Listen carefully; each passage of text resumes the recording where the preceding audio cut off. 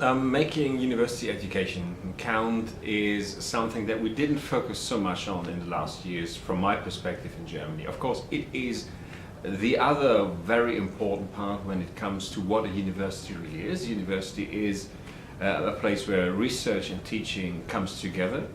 We focused a lot on the quality of our research in the last years, so it is very interesting for us to see in the context of this conference and in the context of what we're doing, how we can identify a definition of what quality of teaching is as well, to offer that to your students, but to hear as well what the students might think about that as well.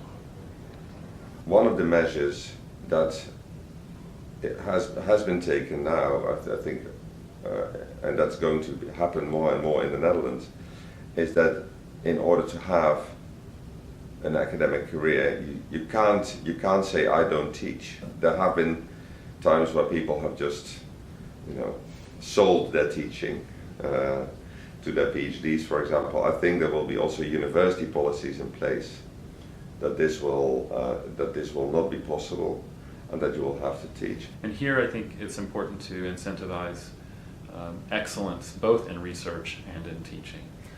Anytime we have language that supports excellence in research and proficiency in teaching, I think we set up a hierarchy in which teaching becomes secondary.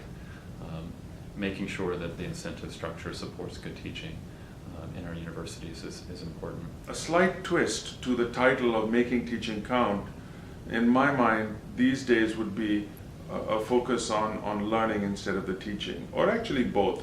So making learning count would be perhaps more fundamental in our focus and avoid this dichotomy between teaching and research.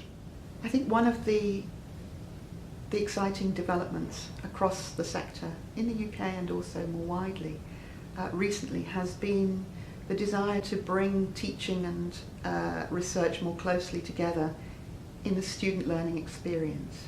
So that's really all about making inquiry and research, the research process, drive the learning process.